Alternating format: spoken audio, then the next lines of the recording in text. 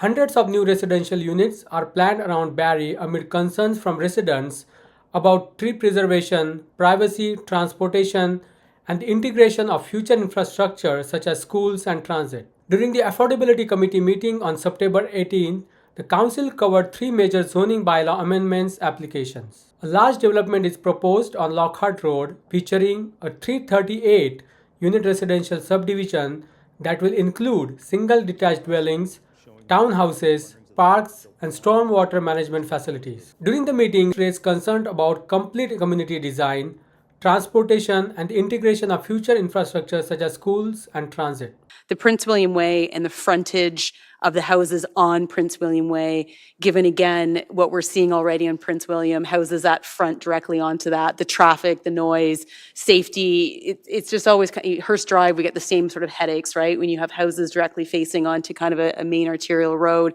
Was there any thought or consideration given to that in the overall design of this development and where we're actually putting houses and trying to avoid the frontage directly onto Prince William Way?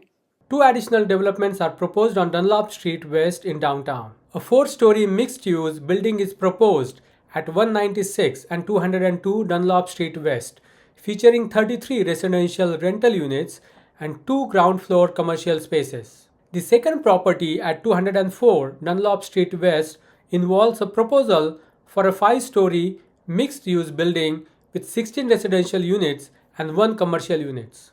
For both Dunlop Street properties, residents expressed concerns about tree preservation, privacy, and building setbacks. We live towards the rear of this proposed property, and we enjoy some large mature trees, part of a tree canopy back there. And I'm really concerned that what care is going to be taken to keep these, I think it's a black walnut tree, it's fully mature, to keep these trees to shield us from this huge building, because the balconies, we're going to be overlooked by all of this. The city will consider public feedback before making final decisions. Following is the video of the meeting.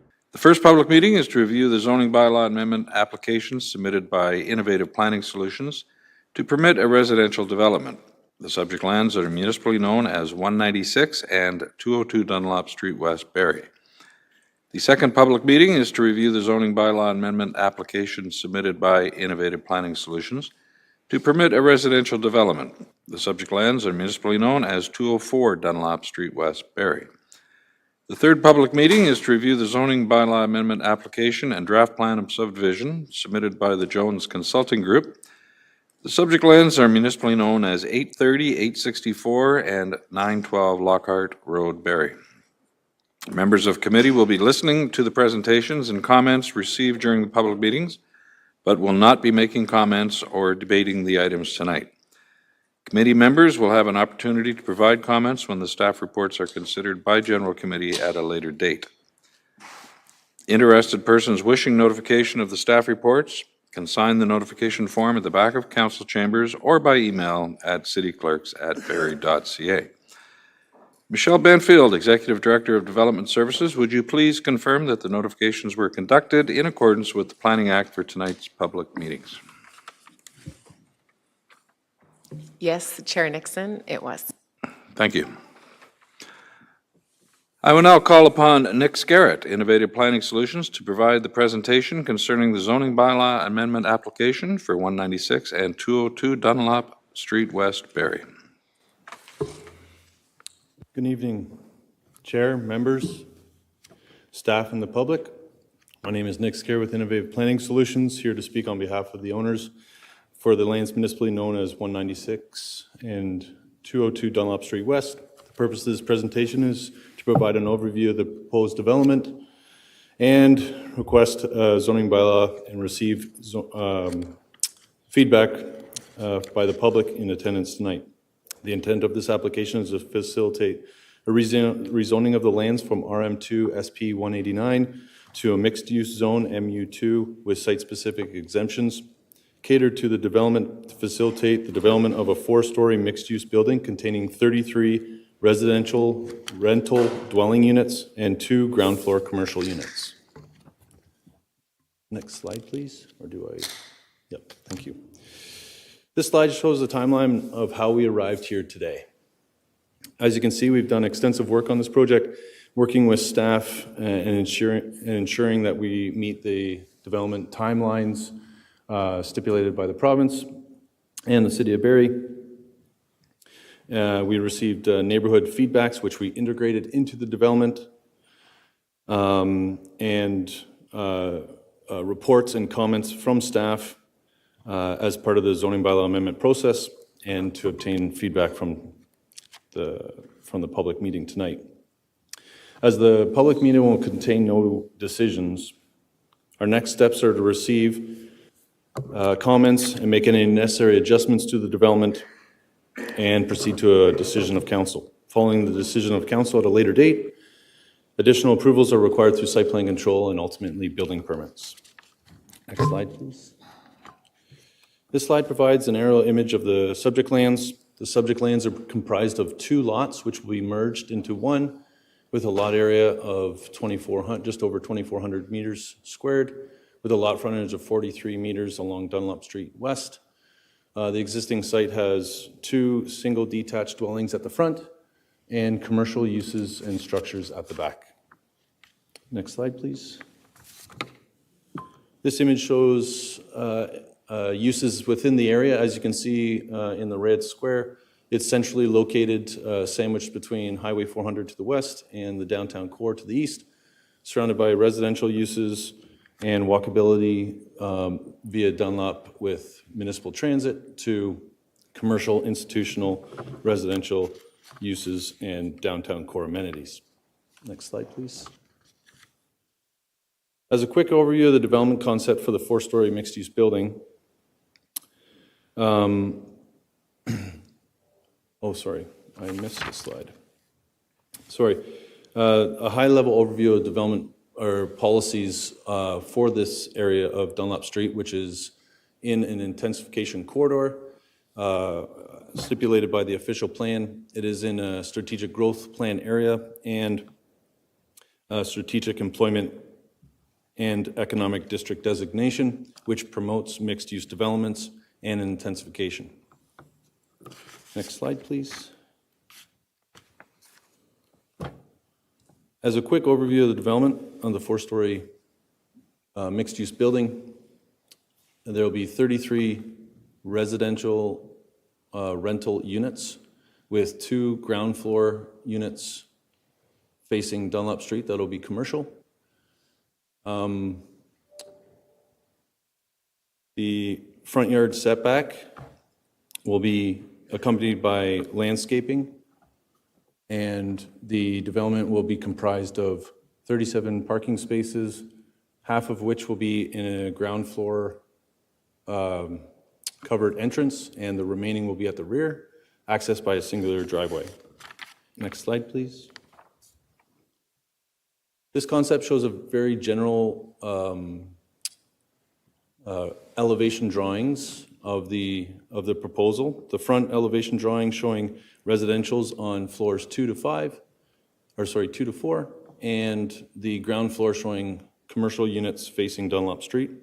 The rear elevation shows balconies and the rooftop amenity space that'll be enjoyed by residents. Next slide, please.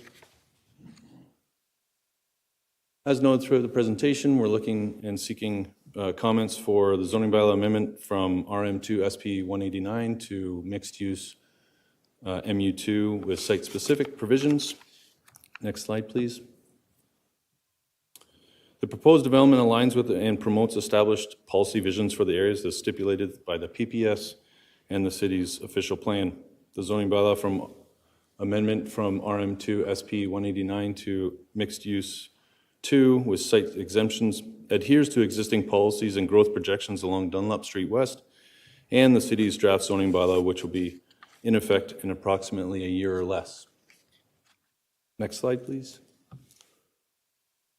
This slide shows our requested site-specific exemptions. The numbers indicate the amount of exemptions.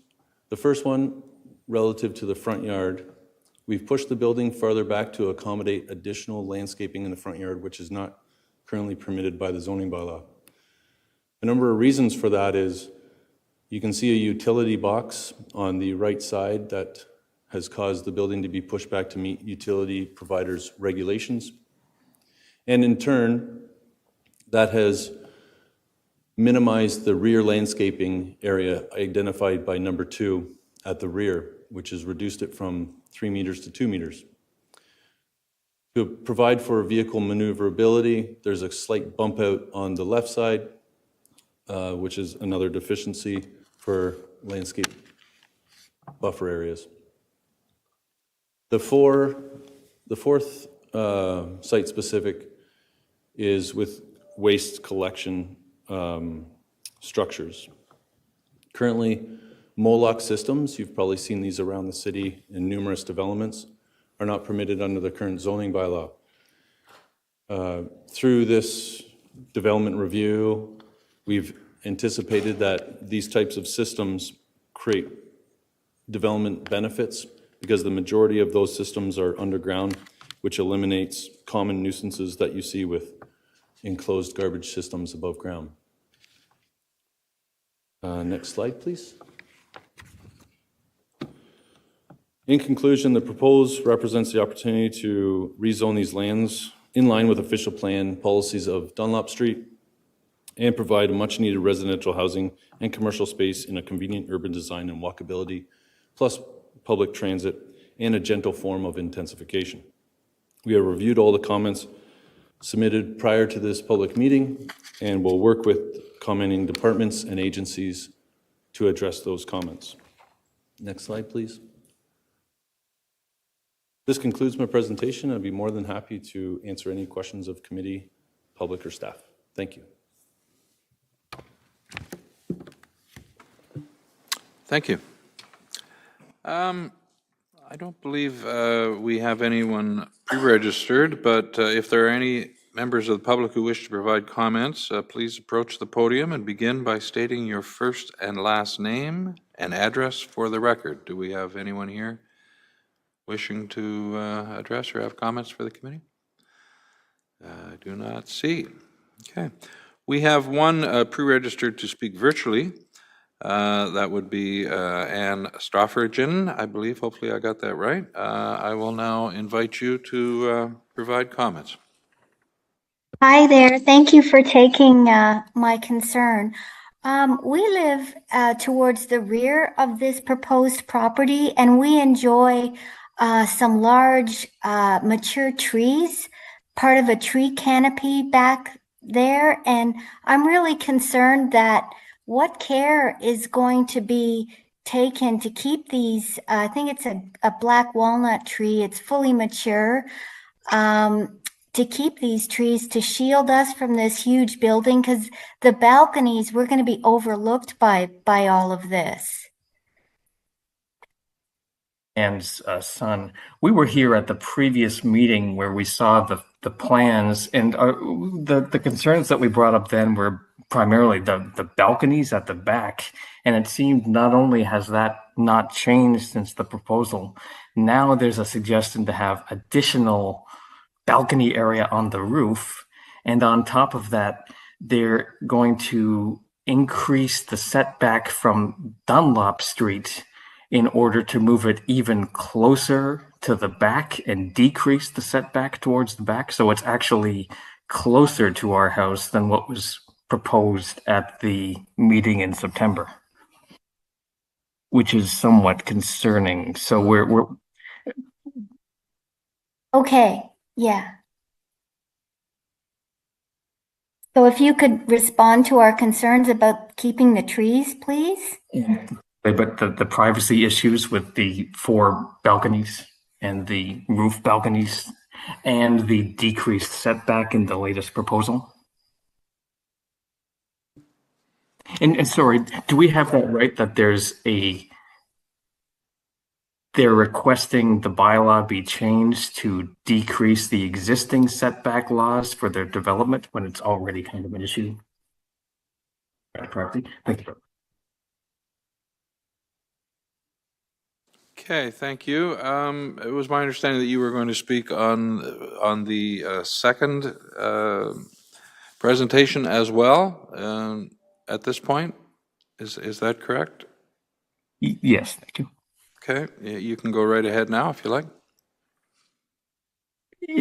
Well, this is, No, I think this is we one need to development. know about what's going to be done to protect those trees that are part of our tree canopy and protect us from the noise and of Dunlop Street and the strong Parking winds. lot Yeah. proposed. And the lack of Yeah. privacy from the overlooking of these places from the rear. I'd just like to hear is anyone going to answer our concerns tonight or no? And if anything, they should be moving closer to Dunlop Street rather than moving it farther away from Dunlop Street. I mean, it's really the opposite of what we asked for in the previous meeting.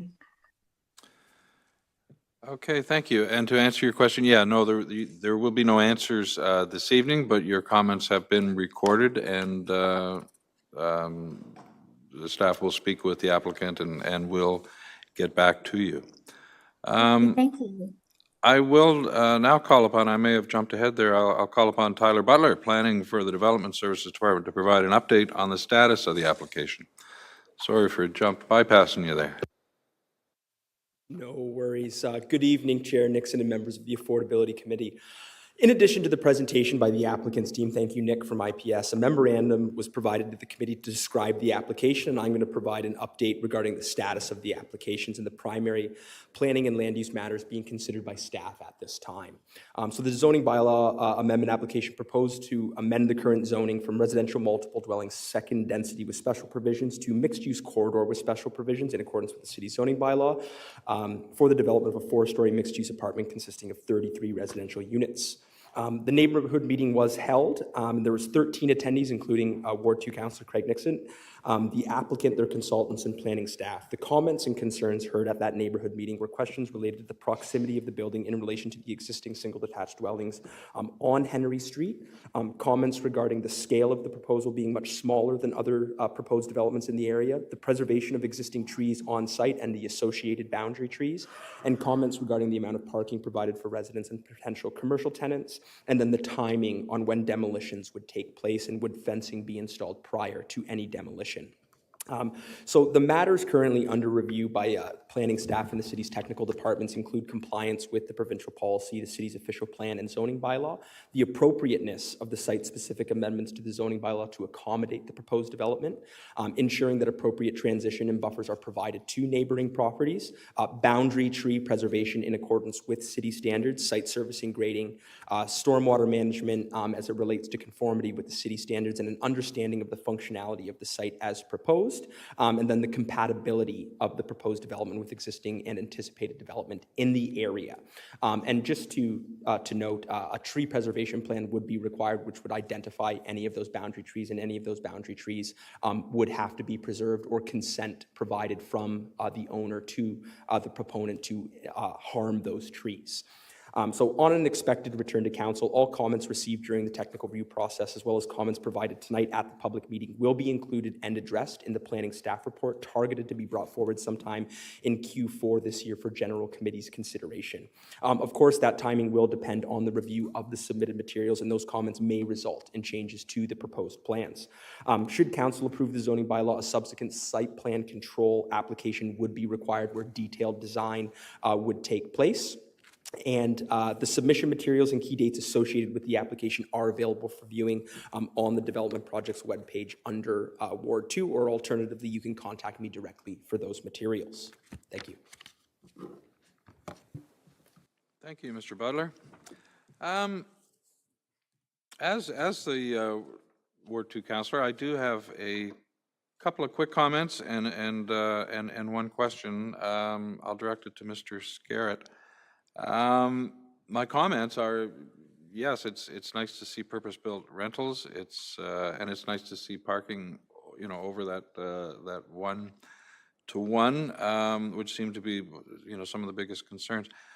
Perhaps I should have done my homework a little better. Maybe you could explain to me, there was mention of, is it Molark Waste Systems? Would you mind just explaining to me and perhaps other people here just what that is and what difference that is between that and current ways? Thank you. Be happy to, Mr. Chair. A MOLOC system is, majority of that system is underground. So a traditional waste collection area is above ground where the trucks would roll in, take that garbage bin out and empty it. This system is about 3/4 of the way underground, and it is a bag system, so the actual physical garbage containment structure remains, and the truck comes over with a crane, pulls it out in a bag form, which doesn't allow for, you know, leaking or rodents or smells to emanate from those structures, and puts it on a truck and takes it away. So similar type of system to gather and collect the waste, but in a more confined, lower profile system from grade. It would actually only be about this high. So you're actually getting more waste collection in a smaller envelope than a traditional fully enclosed structure. Okay, thank you. And is the pickup done by regular standard garbage truck, or do we need a specialized equipment to pick this up? Pickup will be by private company, and they have the certain trucks that have these crane systems that obtain the waste collection area. Okay, thank you. Now, is this just, I may be familiar with it, is this the same system that I see used in Toronto quite a bit on public streets where they have the large containers that are actually buried under the ground? So that's what it is. Okay, great. Thank you very much. Members of committee, do you have any comments or questions of clarification? Deputy Mayor Thompson. Thank you, Chair Nixon, and I know that this planning is just for the ward councillor, but you brought up a great point. If this is a private collection, why is it a provision in the application, and maybe through staff with the MOLOC system? I know that Ms. Mack isn't, I know she's not here, but if it's private, why is that our site plan approval process? Just out of curiosity. Thank you, Mr. Brother. That was your opportunity to say we're working on a new zoning bylaw, and for people to, you missed the segue there. But thanks for your answer. Thank you. Any other members of committee? No. Okay, if anyone has any further written comments, you can submit them to Tyler Butler in the Development Services Department at tyler.butler@barrie.ca. We will move to the second public meeting. And I will now call upon Nick Scarrett again of Innovative Planning Solutions, Inc., to provide the presentation concerning the zoning bylaw amendment application at 204 Dunlop Street West, Barrie. Floor is yours. Good evening. My name is Nick Scarrett with Innovative Planning Solutions, here to present rezoning application for the property municipally known as 204 Dunlop Street West. We're looking for rezoning similar to the previous presentation from RM2 SP 189 to mixed use 2 with site specific to facilitate the development of a 5-story mixed use building containing 16 residential rental units and 1 ground floor commercial unit. Next slide, please.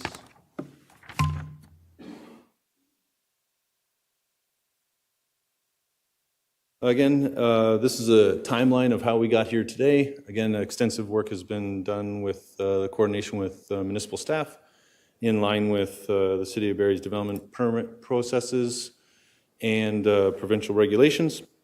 We conducted a neighborhood meeting, which resulted in some alterations to the design and subsequent revisions for the zoning bylaw amendment process, which brings us here today to obtain feedback from the public, council and staff.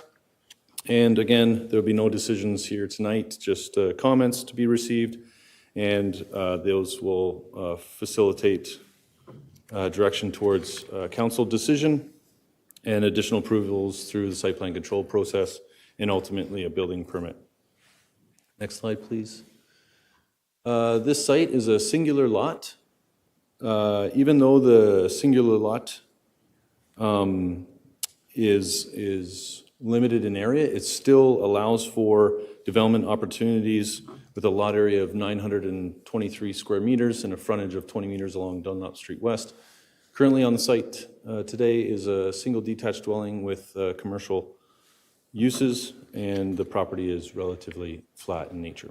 Next slide, please.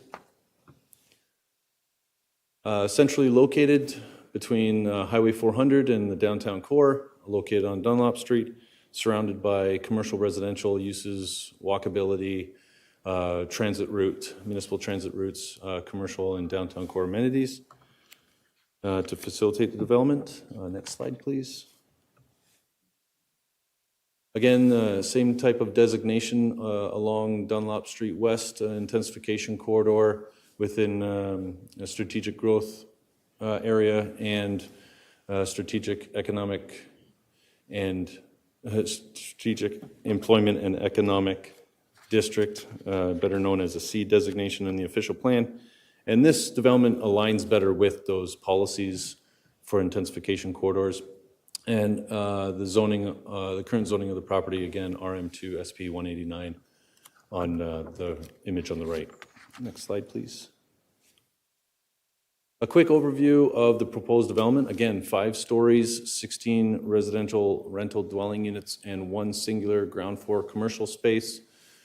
The site does meet parking with 18 total surface space parking spaces accessed by singular access driveway from Dunlop Street. The building is elevated, so that image may look like you're driving right into the building, but rest assured it's open space to access those parking spaces. Again, with rooftop amenity and for the residents to enjoy, and additional landscaping features on the roof to help shade and provide additional greenery. Next slide, please.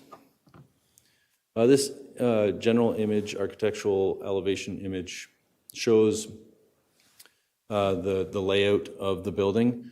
As you can see in the left image, the balconies are facing west. No balconies will be facing the rear of the property, which was heard at our neighborhood meeting.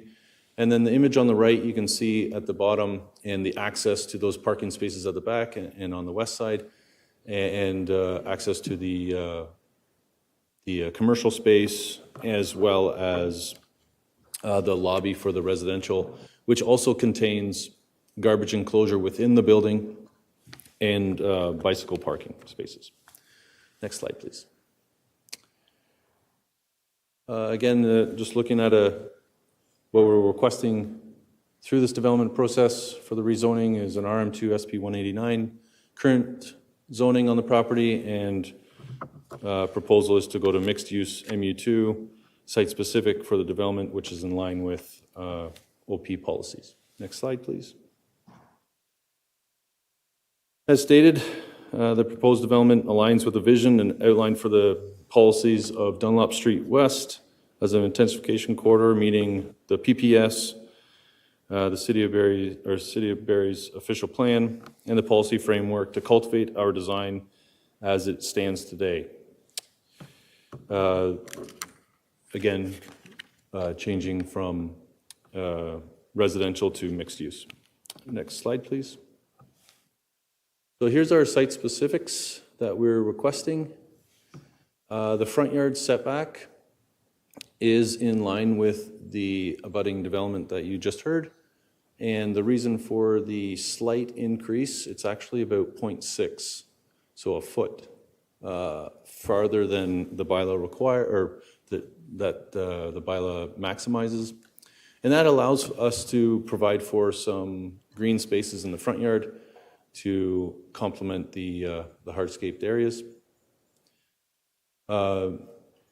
The rear yard and facade, the zoning bylaw has an angular plane, a 45-degree angular plane from the rear property line, which stipulates building setbacks.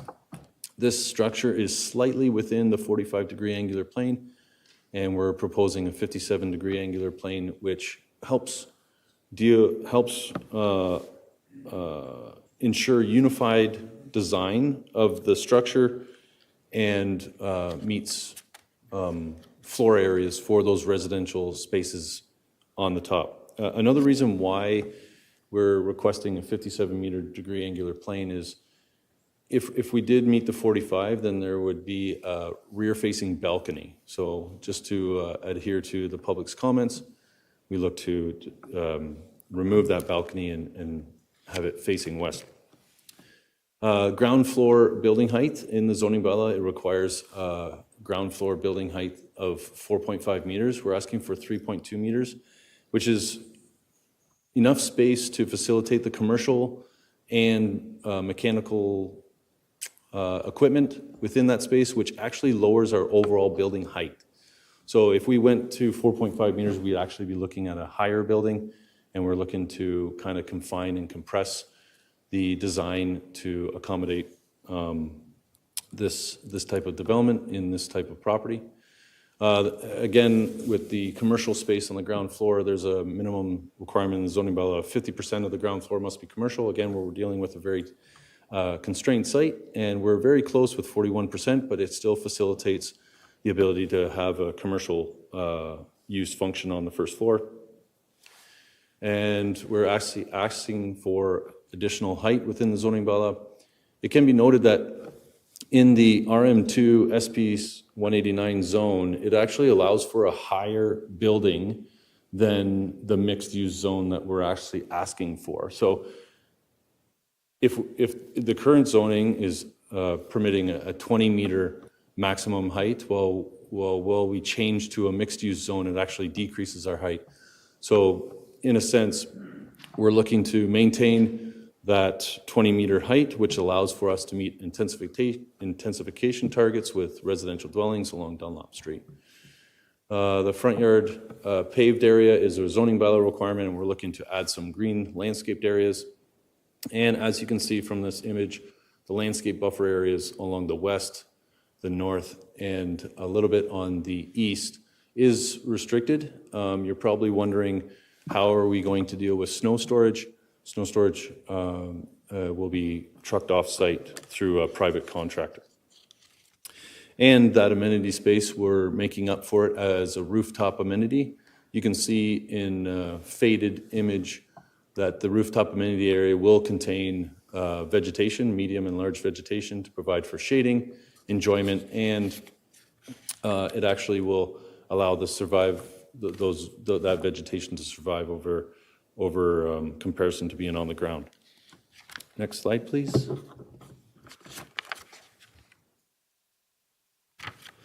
So again, 5-story mixed-use building with 16 residential units with commercial space that will facilitate a singular use, and a zoning bylaw amendment to mixed use align with the policies of the official plan. Again, we feel that this is a gentle form of intensification for Dunlop Street, and we believe that this will contribute to transit walkability and the rental housing demand in the city. Next slide, please. This concludes my presentation. If you have any questions, be more than happy to answer them. Thank you. Thank you very much. I will now call upon, again, Tyler Butler, planner from the Development Services Department, to provide an update on the status of the application. Good evening, Chair Harris and Chair Nixon and members of the Affordability Committee. In addition to the presentation by the applicant's team, a memorandum was provided to committee to describe the application, and I'm going to give an update regarding the status of that application and the primary planning and land use matters being considered by staff at this time.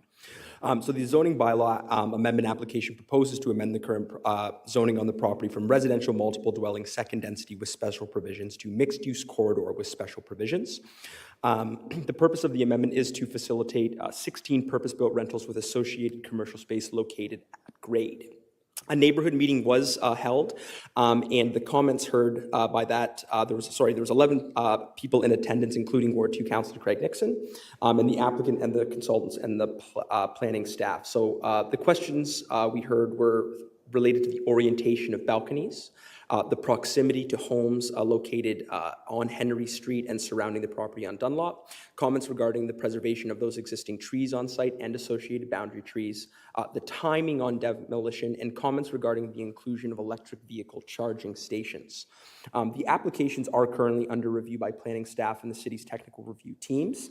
And of course, we're looking at compliance with provincial policy and the city's official plan and zoning bylaw, the appropriateness of the site-specific amendments to the zoning bylaw, ensuring that appropriate transition and buffers are provided to neighboring properties, boundary tree preservation, site servicing, grading, stormwater management as it relates to conformity with city standards, and an understanding of the functionality of the site as proposed, including but not limited to landscaping, amenities, pedestrian connectivity and safety, and vehicular circulation.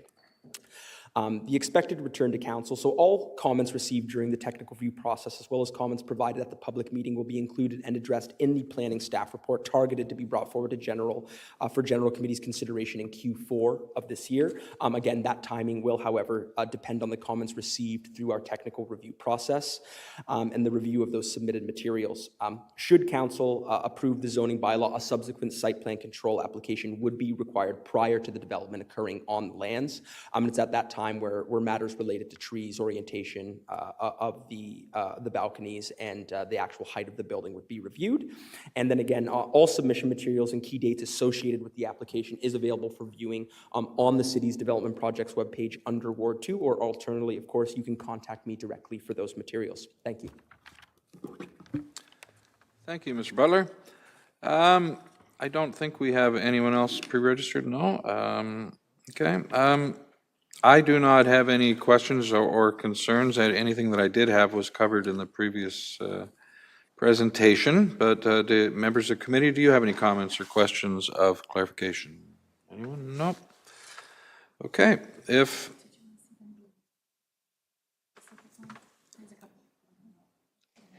I can do that, thank you. Did anyone in the audience wish to address this or had any questions while you're here? Seeing none. Okay, thank you. Just thought we'd give you that opportunity. Okay, if anyone has any further written comments, you can submit them to Tyler Butler in the Development Services Department at tyler.butler@barrie.ca. We will move to our third public meeting.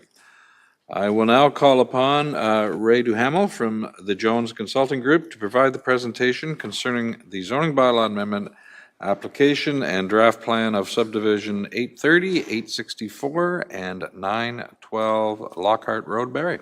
Sir. Thank you, Mr. Chairman, members of committee and council. My name is Ray Duhamel with the Jones Consulting Group, and I'm presenting this evening on behalf of Bradley Homes, who's the applicant, and the landowner, Christon Construction and Pratt Development. The lands are located at the south end of Barrie on the boundary of Lockhart Road on the south. For the ward councilor's benefit, I'm going to go this way tonight. So Lockhart Road is immediately south. That's the boundary of Innisfil.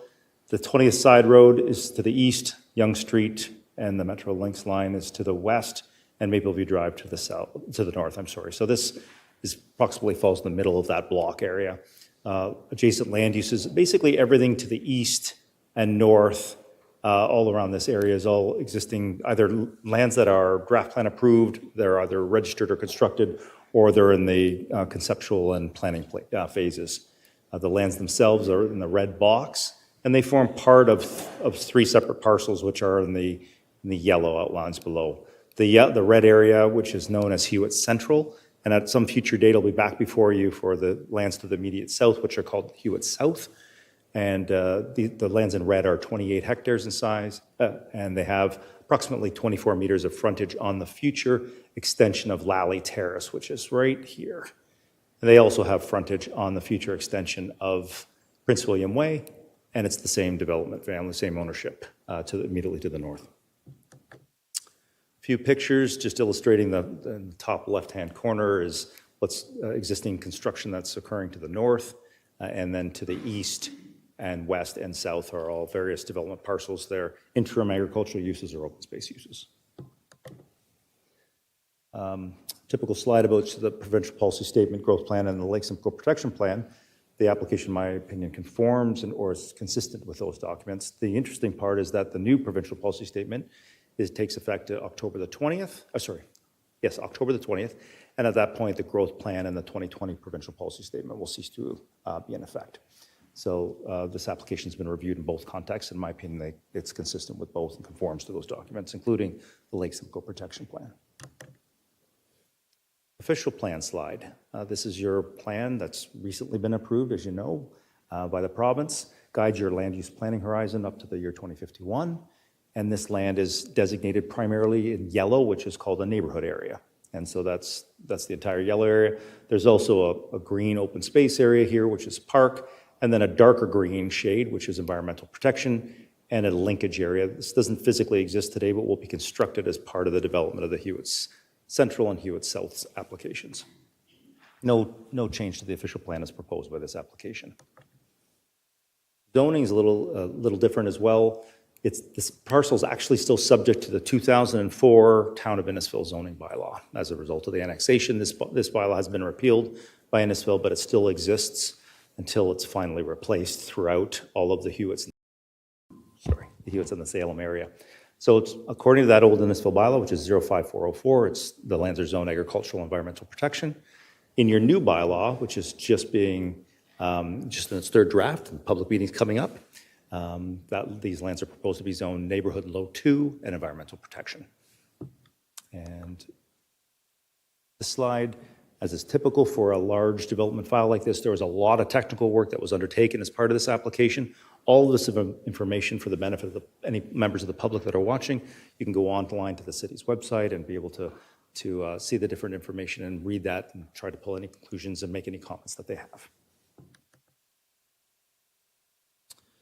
This slide actually shows the proposed built form. So the subdivision is 338 lots, comprising a variety of townhouses and single detached of various lot frontages.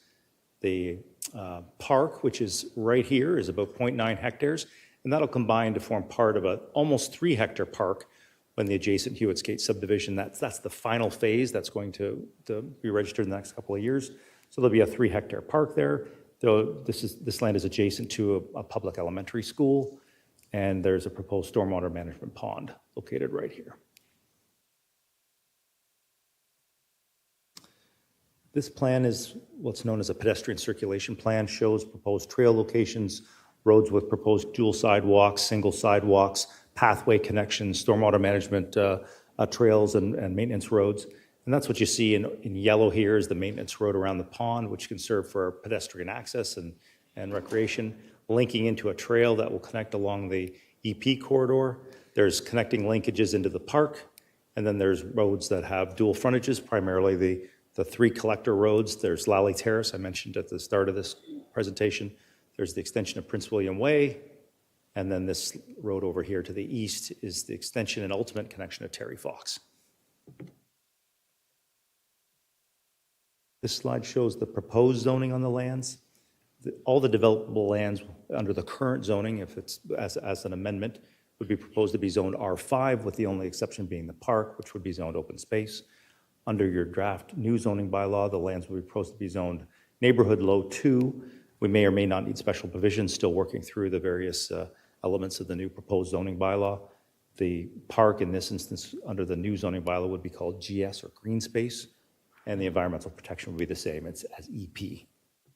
And this is my last slide, showing some conceptual renderings of the type built form that is proposed. The bottom right slide is townhouses, the rest are single detached dwellings.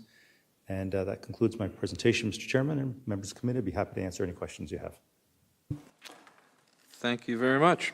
I will now call upon Logan Jeffermans, planner from the Development Services Department, to provide an update on the status of the application.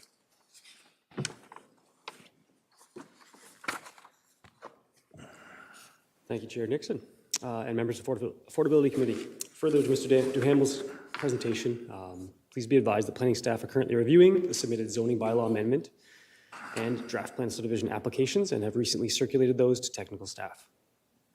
In addition to that presentation by the planning consultant, and the memo was provided to the planning committee, I will provide a brief update on the status of the applications and primary planning and land use matters being considered at this time.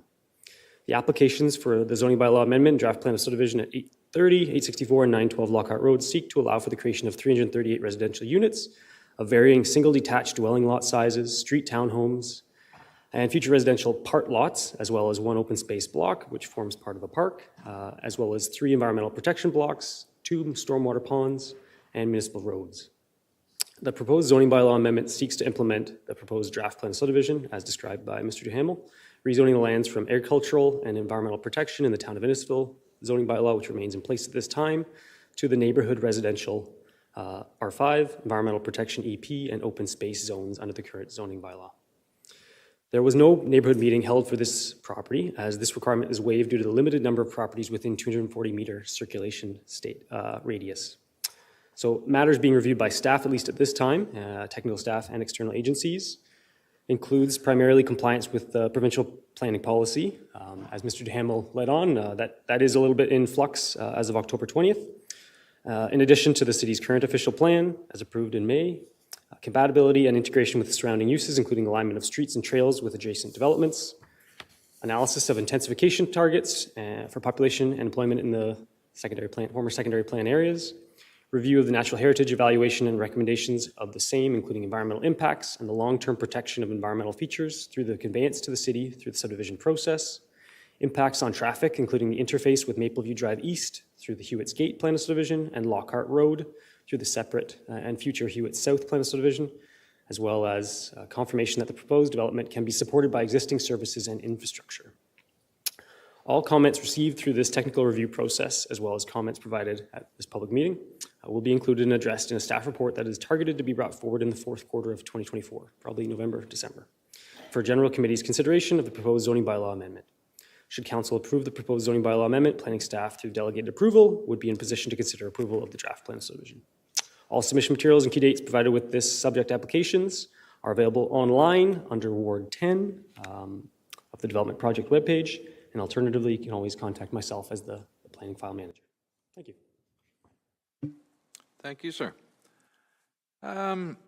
Before we move to, I believe we have one guest registered virtually, but before we do so, are there any members of the public here that wish to speak regarding our third proposal? Going once, twice, no, thank you. Okay, I will now invite Kathy Kolbach to provide comments. Do we have her? Please begin by stating your first, last name and address for the record.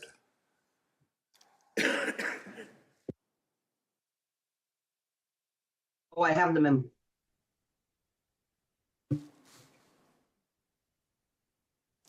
Hello, Ms. Kolbach? I'm here. Can you hear me? Yes, we can. Thank you. Thank you. I really just have a comment, and maybe Logan could reach out to me after the meeting about we're building in general in the official plan and how we're building out. We're looking at, hopefully we're looking at creating complete communities. And so when I look at this development, which is 338 single detached dwellings and semi-detached dwellings, it doesn't look like a complete community to me in terms of there are no sort of triplexes, fourplexes, a 4-story rental apartment building, etc. And also, do we have affordable? Is there affordable housing as a part of this build as well? So that's really just my comment, and I've made this comment before when we've talked about subdivisions. How, you know, in the urban center, downtown core, and in our neighborhoods, we're building second suites and third suites, and we're putting in accessory dwelling units to meet our commitments. Then we're not doing that here in this subdivision, and I don't know if that's just something I don't understand with, you know, in relation to a plan of subdivision. Does that somehow exclude apartment buildings or duplexes, triplexes, smaller units being built? So that's my comment, and that's really all I had to say. Okay, Mr. Duhamel, did you had something else you wanted to add? or respond?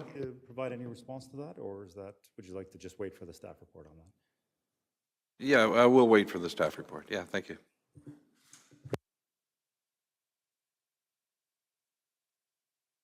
Again, no, I didn't.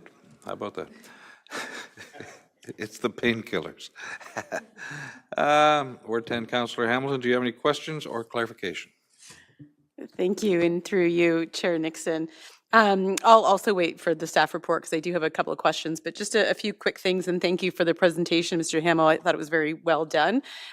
Generally, I have no concerns with this. I think it's a well thought out plan. I think it fits in very well with the area.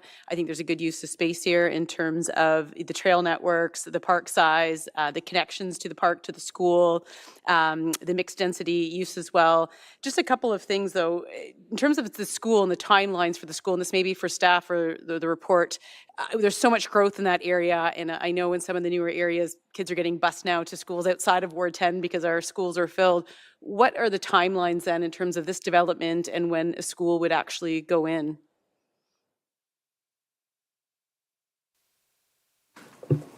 Go ahead.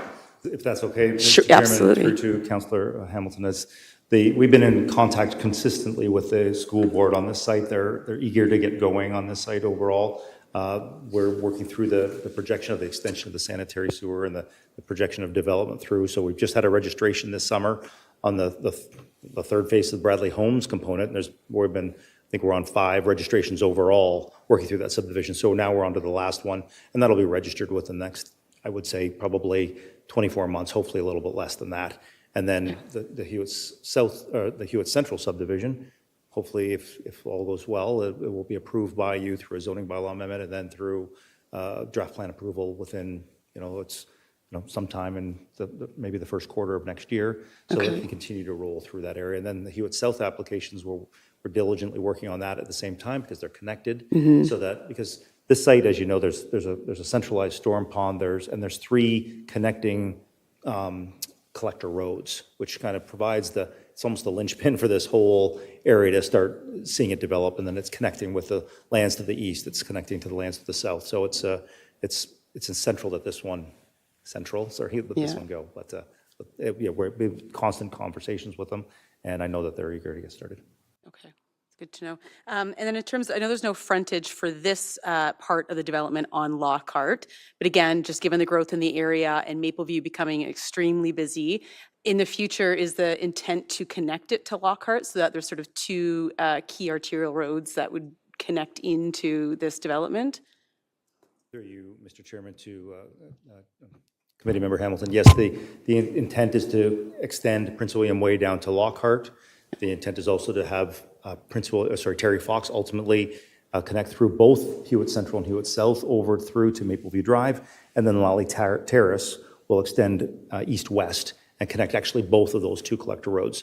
So between Hewitt Central and Hewitt South, you'll see the delivery of those 3 key collector roads. There still needs some connection to the east as it connects up to Mapleview Drive, but from a more basically in line with the high school, if you can picture that, in that area, all the way down to Lockhart, that road path and network will be completed ultimately through the development of Hewitt Central and South, because that's all the Pratt lands from Lockhart all the way up to Mapleview Drive. Okay, that's good to know. And then in terms of the Mapleview Drive reconstruction, that I'm assuming the timelines for that will be completed in advance, well in advance, I imagine, of this particular development. Can staff just confirm the timelines?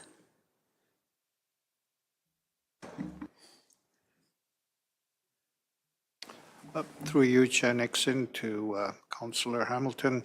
I think the construction will be complete before the development. Obviously, it would depend on the timing for the development, but I think it's in the plan for the next 3 to 5 years for the road to be complete. Okay, because I think that is just going to be an important nuance there, considering the growth and some of the challenges we're having right now with Mapleview. So I think those timelines are really going to be important. And then just perhaps for Mr. Duhamel, the only question or concern I would have in this plan is the Prince William Way and the frontage of the houses on Prince William Way, given again what we're seeing already on Prince William, houses that front directly onto that, the traffic, the noise, safety. It's just always, Hearst Drive, we get the same sort of headaches, right? When you have houses directly facing onto kind of a main arterial road. Was there any thought or consideration given to that in the overall design of this development and where we're actually putting houses and trying to avoid the frontage directly onto Prince William Way? Well, it's never been a design priority for the city to not permit houses to front onto collector roads. It's absolutely a necessary, I'm sorry, through you, Mr. Chair, to Member Hamilton. But there's never been a design objective to not have any frontages connecting directly to collector roads, but absolutely to arterial roads. So this plan avoids the arterial roads entirely, as is normally the case. And then the city has implemented no on-street parking on collector roads, and there's as part of the traffic calming plans are developed as part of the subdivision approval process. So there's a variety of methods to control overall, but there's actually been it would be a completely different design approach to have to not use collector roads at all, because you can imagine a site like this, it's bounded in 3 ways by collector roads. So you're trying to turn everything internally. That would impact density, and it would impact the ability to design the site. But I think between traffic calming, no parking on the streets, those are the principal objectives that have been used so far when dealing with collector roads.